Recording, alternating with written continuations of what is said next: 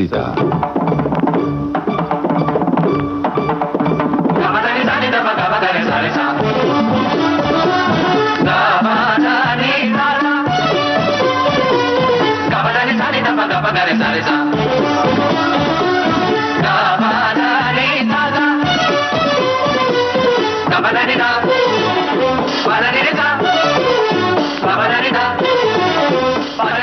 आज इस कार्यक्रम में हम आपको सुनवा रहे हैं प्रहार युक्त एकल तंत्री वाद्य, इस श्रृंखला की 7वीं और अंतिम कड़ी। आलेख डॉक्टर प्रकाश महाडिक है, स्वर श्रीमती वंदना पांडे का। आकाशवाणी के रायपुर केंद्र की इस भेंट को प्रस्तुत किया है इला शंकर गुहा ने। विचित्र वीणा को बट्टा बीन और गौड़ बीन के नाम से भी जाना जाता है। इसके नाम से ये भ्रम हो सकता है कि प्राचीन कालीन चित्रावीणा और वर्तमान विचित्र वीणा में कुछ संबंध हो, लेकिन प्राचीन कालीन भरत की चित्रावीणा और वर्तमान में प्रचलित विचित्र वीणा का स्वरूप एक नहीं है और वादन शैली की दृष्टि से किसी प्रकार का भी साम्य स्थापित नहीं होता है। वादन शैली की दृष्टि से विचार करें तो ये मध्यकालीन एक तंत्री वीणा से कुछ साम्य रखती है। मध्यकालीन कपिलासी वीणा को भी बांस के एक लकड़ी के टुकड़े को हाथ में लेकर उसे तंत्री पर दबाकर बजाया जाता था। दक्षिण भारत में गत 400 वर्षों से गोटू वाद्यम नामक वाद्य प्रचलित है।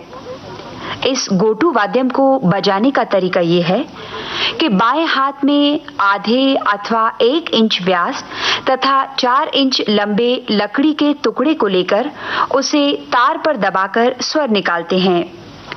दक्षिण भारत में कोटू अर्थात हिरन के सींग का उपयोग भी तार दबाने के लिए किया जाता रहा। संभवतः इसी कोटू के कारण इसका नाम गोटू वाद्यम पड़ा हो। दक्षिण भारत में गोटू वाद्यम को महानाटक वीणा और बाल सरस्वती के नाम से भी संबोधित किया जाता है। 19वीं शताब्दी तक किसी ग्रंथकार ने विचित्र वीणा के नाम का उल्लेख या वर्णन नहीं किया है। ये स्पष्ट है कि इसकी रचना एक तंत्री वीणा, ब्रह्म वीणा, कपिलासी वीणा और गोटू वाद्यम के आधार से कर इसे एक नया नाम विचित्र वीणा दिया गया। इसके दांड की लंबाई लगभग 4 फीट होती है। इसमें 18 इंच व्यास वाले 2 तुम्बे दांड के दोनों ओर कुछ स्थान छोड़कर लगाए जाते हैं। घुड़च के निचले हिस्से को थोड़ा छोटा और गहरा करके वहां मोर की आकृति लगा दी जाती है। इस मोर की आकृति से इस वाद्य की सुंदरता और भव्यता में 4 चांद लग जाते हैं। इस मोर की आकृति को तथा दोनों तुम्बों को आवश्यकता पड़ने पर दांड से अलग किया जा सकता है। इस वाद्य में पर्दे नहीं लगाए जाते। इसमें मुख्यतः 6 तार होते हैं। सामान्यतः इन तारों को इस प्रकार मिलाया जाता है: पहला तार मध्य सप्तक के षड्ज स्वर में, दूसरा तार मध्य सप्तक के पंचम स्वर में, तीसरा तार मंद्र सप्तक के षड्ज स्वर में और चौथा तार मंद्र सप्तक के पंचम स्वर में मिलाते हैं। इसके बाद 5वां तार अति मंद्र सप्तक के षड्ज स्वर में और छठा तार मंद्र सप्तक के षड्ज स्वर में मिलाया जाता है। इसमें चिकारी के 5 तार लगाए जाते हैं। 11 से 17 तक तरब के तार लगते हैं, जिन्हें राग के अनुसार मिलाया जाता है। विचित्र वीणा को सामने जमीन पर आड़ा रखकर बजाते हैं। दाहिने हाथ की तर्जनी, मध्यमा और कनिष्ठा अंगुलियों में मिजराब पहनकर तारों पर प्रहार करते हैं। कुछ कलाकार कनिष्ठा अंगुली का नाखून बढ़ाकर उससे मिजराब का काम लेते हैं। बाएं हाथ में कांच का अंडाकार आकृति का बड़ा गोला पकड़कर तार पर रगड़कर स्वर की उत्पत्ति की जाती है। ईस्वी सन 1927 में जन्मे पटियाला के स्वर्गीय अब्दुल अजीज खां का नाम इस वाद्य के प्रथम वादक के रूप में सुनने में आता है। आधुनिक युग के किसी एक योग्य कलाकार ने अपनी सूझबूझ से एक बड़ी सुंदर आकर्षक विचित्र वीणा की रचना की, लेकिन लोकप्रिय न होने के कारण ये दुर्लभ वाद्यों में गिनी जाने लगी। आइए अब सुने गोपाल कृष्ण का विचित्र वीणा वादन।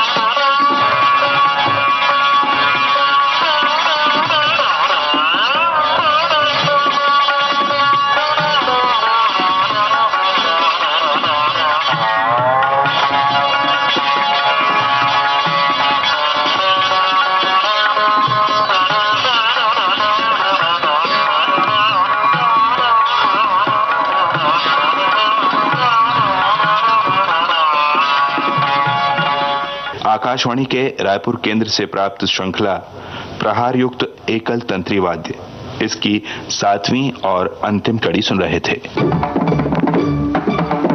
श्रोताओं, ये श्रृंखला हमने विविध भारती के संग्रहालय से प्राप्त की।